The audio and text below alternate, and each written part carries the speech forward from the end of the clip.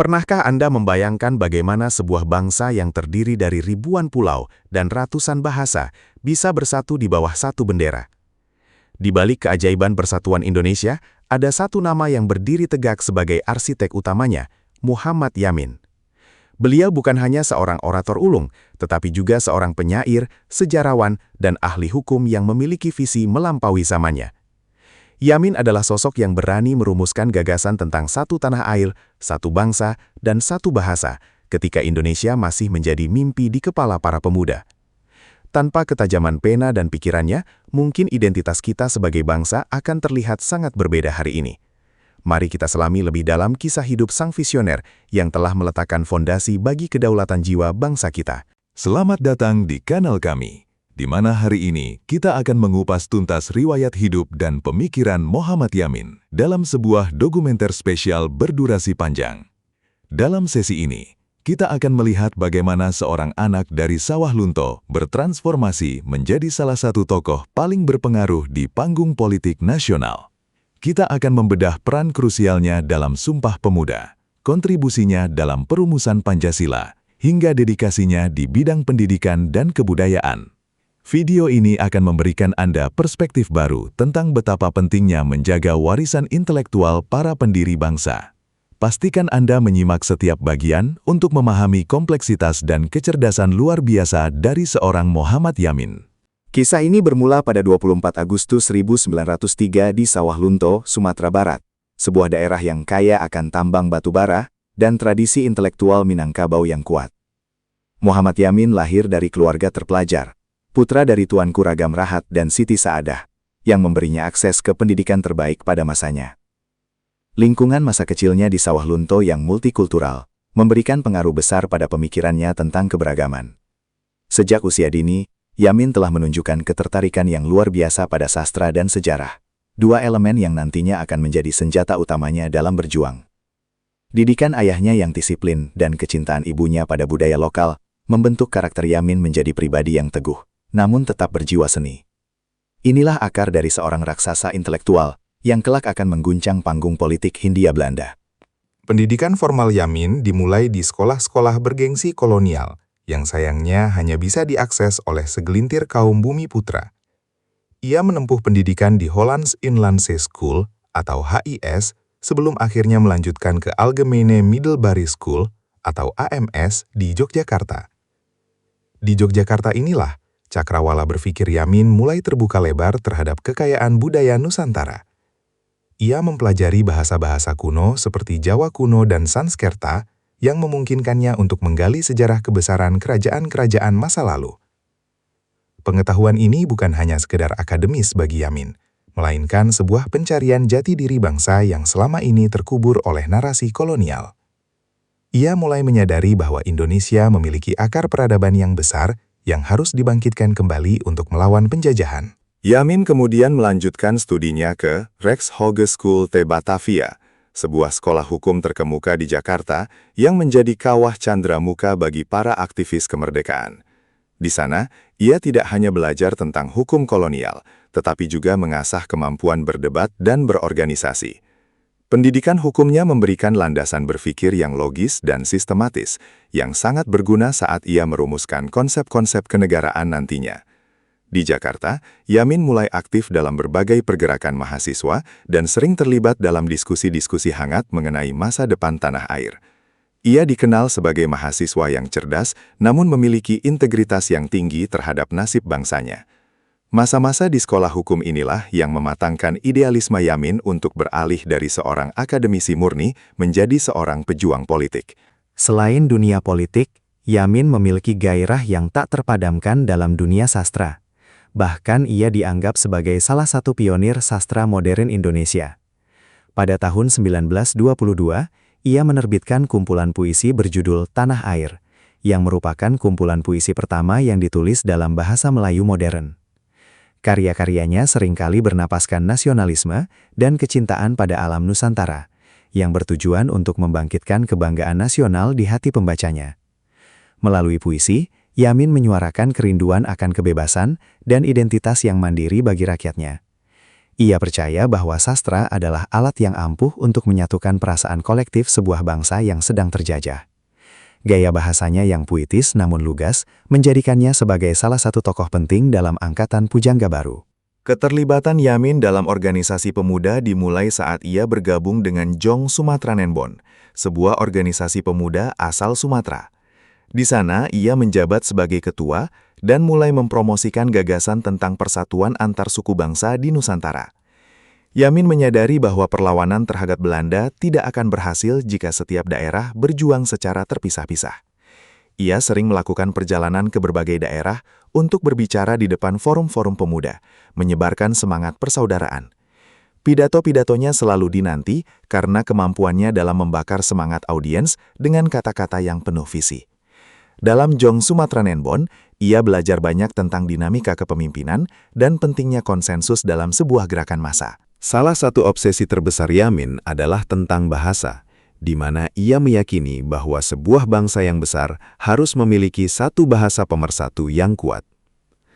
Dalam Kongres Pemuda pertama tahun 1926, Yamin sudah mulai melontarkan gagasan bahwa bahasa Melayu adalah bahasa yang paling potensial untuk menjadi bahasa persatuan. Ia berargumen bahwa bahasa Melayu telah lama menjadi lingua franca di seluruh Nusantara dan memiliki struktur yang mudah dipelajari. Namun, ia tidak sekedar ingin menggunakan bahasa Melayu apa adanya, melainkan mengembangkannya menjadi bahasa Indonesia yang modern. Keyakinannya ini sempat mendapat tantangan dari berbagai pihak yang lebih memilih bahasa daerah masing-masing. Namun, Yamin tetap teguh pada pendiriannya bahwa tanpa bahasa yang satu, persatuan politik akan sulit dipertahankan. Puncak dari perjuangan kepemudaan Yamin terjadi pada Kongres Pemuda kedua yang diadakan di Jakarta pada Oktober 1928. Sebagai sekretaris Kongres, Yamin memiliki peran strategis dalam menyusun draft resolusi yang nantinya akan dikenal sebagai Sumpah Pemuda. Malam itu, di tengah suasana yang penuh tekanan dari intelijen Belanda, Yamin menuliskan draft tersebut di atas secarik kertas kecil. Ia kemudian menyodorkannya kepada Sugondo Joyopuspito, sang ketua Kongres, seraya berbisik bahwa ia memiliki rumusan yang lebih elegan untuk hasil Kongres ini. Rumusan itu sangat sederhana, namun mengandung makna filosofis yang sangat dalam. Satu tumpah darah, satu bangsa, dan satu bahasa. Inilah momen yang secara resmi melahirkan konsep bangsa Indonesia secara geopolitik dan emosional. Teks Sumpah Pemuda yang kita kenal sekarang adalah buah pikiran jenius dari Muhammad Yamin yang berhasil menyatukan aspirasi dari berbagai organisasi pemuda yang berbeda.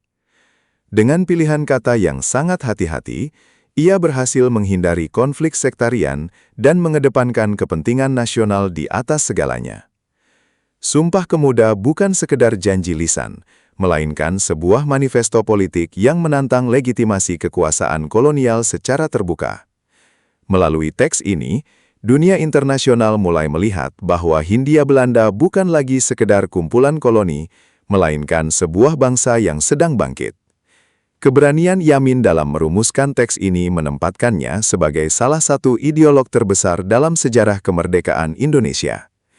Pengaruh teks ini pun segera menyebar luas ke seluruh pelosok negeri, membangkitkan semangat perlawanan rakyat. Setelah peristiwa bersejarah Sumpah Pemuda, Yamin tidak lantas berhenti bergerak. Ia justru semakin aktif dalam dunia politik praktis. Ia bergabung dengan Partindo, Partai Indonesia, dan kemudian menjadi salah satu pendiri Gerindo, Gerakan Rakyat Indonesia, bersama tokoh-tokoh seperti Sartono dan Amir Syarifuddin. Aktivitas politiknya yang vokal membuat pemerintah kolonial Belanda selalu mengawasi gerak-geriknya dengan sangat ketat. Yamin seringkali menggunakan profesinya sebagai pengacara untuk membela para aktivis pergerakan yang ditangkap oleh Belanda. Di pengadilan, ia dikenal sebagai pembela yang tangguh, seringkali menggunakan argumen hukum kolonial untuk memutarbalikan tuduhan jaksa. Baginya, hukum adalah medan tempur lain untuk menunjukkan bahwa martabat bangsa Indonesia tidak bisa diinjak-injak. Memasuki era pendudukan Jepang, Yamin, seperti banyak tokoh nasionalis lainnya, memilih strategi kooperasi untuk terus menyuarakan kepentingan kemerdekaan. Ia aktif di berbagai organisasi bentukan Jepang, seperti Pusat Tenaga Rakyat, Putra, dan kemudian bergabung dalam BPUPKI, Badan Penyelidik Usaha-Usaha Persiapan Kemerdekaan Indonesia. Meskipun bekerja di bawah pengawasan ketat Jepang, Yamin tetap menyelipkan agenda-agenda nasionalisme dalam setiap tugasnya. Ia memanfaatkan fasilitas yang diberikan Jepang untuk terus melakukan edukasi politik kepada masyarakat luas. Yamin percaya bahwa transisi kekuasaan dari Belanda ke Jepang adalah peluang emas yang harus dimanfaatkan untuk mempersiapkan struktur negara yang mandiri. Strategi ini menunjukkan betapa pragmatis dan cerdiknya Yamin dalam menavigasi situasi politik yang sangat berbahaya. Di dalam sidang-sidang BPUPKI, peran Yamin kembali menjadi sorotan utama saat ia menyampaikan pidato monumental mengenai dasar negara. Pada tanggal 29 Mei 1945, Yamin mengusulkan 5 asas dasar bagi negara Indonesia yang akan merdeka, yang memiliki kemiripan struktur dengan apa yang kemudian kita kenal sebagai Pancasila. Kelima usulan tersebut mencakup peri kebangsaan, peri kemanusiaan, peri ketuhanan, peri kerakyatan, dan kesejahteraan rakyat. Pidato ini menunjukkan kedalaman pemikiran filosofis Yamin yang menggabungkan nilai-nilai tradisional Nusantara dengan konsep demokrasi modern. Meskipun ada perdebatan sejarah mengenai siapa yang pertama kali mencetuskan Pancasila, kontribusi pemikiran Yamin dalam proses tersebut tidak dapat diabaikan. Ia memberikan kerangka intelektual yang sangat kuat bagi para pendiri bangsa lainnya untuk merumuskan ideologi negara. Yamin juga merupakan anggota penting dalam Panitia 9, kelompok kecil yang bertugas menyelaraskan berbagai usulan mengenai dasar negara. Bersama Soekarno, Hatta, dan tokoh-tokoh lainnya, ia ikut merumuskan Piagam Jakarta yang menjadi cikal bakal pembukaan UUD 1945. Keahlian hukum Yamin sangat berperan dalam menyusun kalimat-kalimat yang memiliki kekuatan hukum sekaligus nilai sastra yang tinggi. Ia sangat teliti dalam pemilihan setiap kata agar tidak menimbulkan multitafsir yang merugikan di masa depan. Dalam perdebatan yang seringkali sengit di Panitia 9, Yamin sering bertindak sebagai penengah yang mencari jalan keluar lewat argumen-argumen historis dan hukum. Pengaruhnya memastikan bahwa konstitusi Indonesia memiliki jiwa yang mencerminkan sejarah panjang bangsa ini. Salah satu sisi unik dari Yamin adalah kecintaannya yang mendalam pada sejarah kerajaan-kerajaan besar di Nusantara, khususnya Majapahit. Ia sangat mengagumi sosok Gajah Mada dan visinya tentang Sumpah Palapa untuk menyatukan Nusantara. Yamin menulis buku biografi legendaris tentang Gajah Mada, yang tujuannya adalah untuk membuktikan bahwa konsep Indonesia sebagai satu kesatuan geografis sudah ada jauh sebelum kedatangan penjajah. Ia ingin memberikan kebanggaan historis kepada rakyat Indonesia bahwa mereka adalah pewaris kejayaan sebuah imperium besar. Meskipun beberapa sejarawan modern mengkritik interpretasi romantisnya, bagi Yamin, sejarah adalah alat propaganda positif untuk membangun kepercayaan diri bangsa. Baginya, Indonesia merdeka bukan sekadar negara baru, melainkan kelanjutan dari kejayaan masa lalu yang sempat terputus. Setelah proklamasi kemerdekaan, tantangan bagi Yamin tidak berkurang, melainkan justru semakin kompleks di masa revolusi fisik. Ia sempat ditahan karena terlibat dalam peristiwa 3 Juli 1946 bersama Tan Malaka, sebuah konflik internal yang dipicu oleh ketidakpuasan terhadap strategi diplomasi pemerintah saat itu. Pengalaman di penjara tidak membuat semangatnya luntur, malah memberinya waktu untuk menulis lebih banyak karya sejarah dan sastra. Yamin adalah sosok yang sangat memegang teguh prinsip kedaulatan penuh, sehingga terkadang ia berseberangan dengan kebijakan pemerintah yang dianggapnya terlalu berkompromi dengan Belanda. Namun, dedikasinya kepada Republik tetap tak tergoyahkan, dan ia segera kembali ke panggung politik setelah masa-masa sulit tersebut terlewati. Kemampuannya untuk bangkit kembali menunjukkan ketangguhan mental seorang pejuang sejati. Ketika kedaulatan Indonesia akhirnya diakui sepenuhnya pada tahun 1949, Yamin dipercaya untuk menduduki berbagai jabatan penting di pemerintahan. Ia pernah menjabat sebagai Menteri Kehakiman, Menteri Pengajaran, Pendidikan dan Kebudayaan, hingga Menteri Penerangan. Di setiap posisi tersebut, ia selalu meninggalkan jejak pembaruan yang signifikan dan progresif. Sebagai Menteri Pendidikan, ia berupaya keras untuk menghapus sisa-sisa sistem pendidikan kolonial dan menggantinya dengan sistem yang lebih nasionalis dan inklusif. Ia mendirikan banyak sekolah dan universitas di berbagai daerah untuk memastikan akses pendidikan merata bagi seluruh rakyat. Yamin percaya bahwa hanya dengan pendidikan yang berkualitas, kemerdekaan yang telah diraih bisa dipertahankan dan diisi dengan kemajuan. Sebagai menteri yang bertanggung jawab atas kebudayaan, Yamin sangat peduli dengan pelestarian artefak sejarah dan situs-situs purbakala di Indonesia. Ia memprakarsari pemugaran Candi Borobudur dan Prambanan, serta aktif mendorong penelitian arkeologi di berbagai wilayah. Baginya, monumen-monumen masa lalu adalah bukti fisik kebesaran bangsa yang harus dijaga agar generasi mendatang tidak kehilangan akar sejarahnya. Ia juga berperan dalam menetapkan berbagai simbol nasional, termasuk bendera merah putih dan lambang negara Garuda Pancasila, agar memiliki dasar filosofis yang kuat.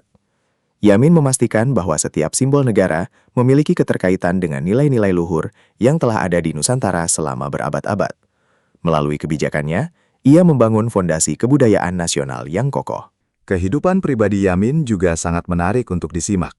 Ia menikah dengan Siti Sundari, seorang putri bangsawan dari Kadilangu, Demak. Pernikahan mereka bukan hanya sekedar persatuan dua insan, tetapi juga perpaduan antara budaya Minangkabau dan Jawa yang sangat harmonis. Siti Sundari selalu setia mendampingi Yamin dalam suka maupun duka, memberikan dukungan moral yang besar bagi perjuangan suaminya. Mereka memiliki seorang putra bernama Rahadijan Yamin, yang kelak juga berkontribusi dalam pembangunan bangsa. Di tengah kesibukannya yang luar biasa, Yamin dikenal sebagai sosok ayah yang sangat peduli pada pendidikan anak-anaknya. Keharmonisan rumah tangganya menjadi sumber kekuatan bagi Yamin untuk terus berjuang di medan politik yang keras. Yamin juga dikenal sebagai seorang pengumpul buku yang sangat fanatik. Koleksi perpustakaannya pribadi adalah salah satu yang terlengkap di Indonesia pada zamannya. Ia memiliki ribuan jilid buku yang mencakup berbagai bidang, mulai dari hukum, sejarah, sastra, hingga filsafat dunia. Membaca adalah cara Yamin untuk terus memperbarui pemikirannya dan mencari solusi atas masalah-masalah bangsa. Ia sering menghabiskan waktu berjam-jam di perpustakaannya, tenggelam dalam lautan ilmu pengetahuan yang sangat luas. Kebiasaan ini menjadikannya sebagai salah satu intelektual paling berwawasan luas di antara rekan-rekan seperjuangannya. Bagi Yamin, buku adalah jendela untuk melihat masa depan, sekaligus cermin untuk merefleksikan masa lalu. Semangat literasinya ini menjadi inspirasi bagi banyak pemuda di masanya untuk terus belajar. Selain prestasinya di dalam negeri, Yamin juga mewakili Indonesia dalam berbagai forum internasional, termasuk konferensi Meja Bundar di Den Haag. Di sana, ia menjadi salah satu diplomat andalan yang memperjuangkan pengakuan kedaulatan Indonesia di mata dunia. Kemampuannya berbahasa asing dan pemahamannya yang mendalam tentang hukum internasional sangat membantu dalam proses negosiasi yang alot dengan Belanda. Yamin mampu mematahkan argumen diplomat-diplomat Belanda dengan data sejarah dan logika hukum yang tak terbantahkan. Kehadirannya di kancah internasional memberikan citra bahwa Indonesia memiliki putra-putra bangsa yang cerdas dan berkelas dunia. Ia membuktikan bahwa bangsa yang baru merdeka ini memiliki intelektualitas yang setara dengan bangsa-bangsa besar lainnya. Dalam hal ekonomi, Yamin memiliki pandangan yang kuat tentang pentingnya kemandirian nasional melalui apa yang ia sebut sebagai ekonomi kerakyatan.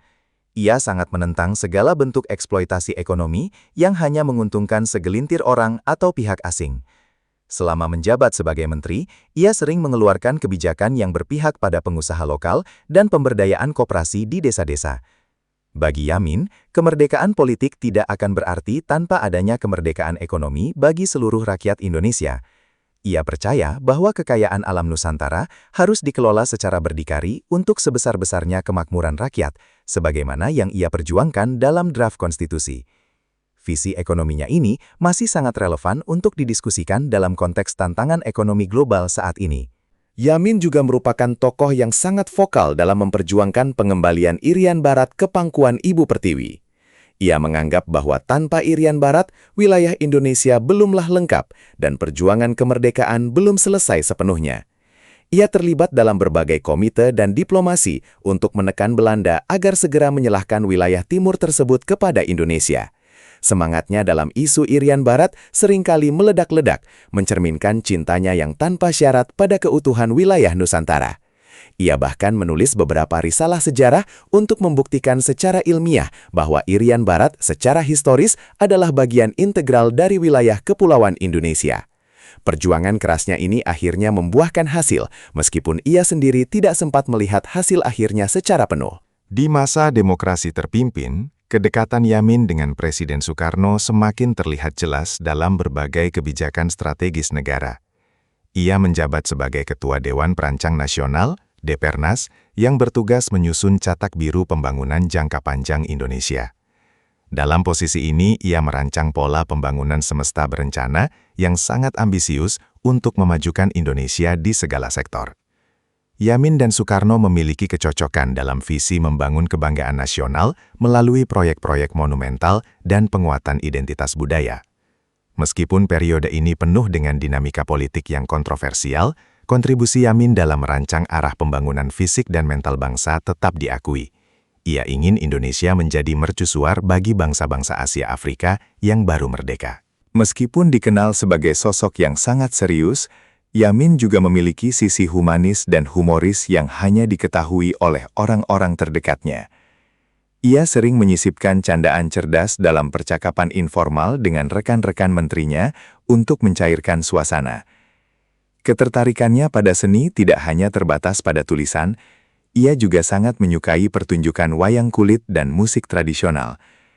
Yamin sering mengundang seniman ke rumahnya untuk berdiskusi tentang pengembangan seni budaya nasional di era modern. Ia percaya bahwa seorang pemimpin harus memiliki kepekaan rasa yang tinggi, yang hanya bisa didapatkan melalui apresiasi terhadap seni.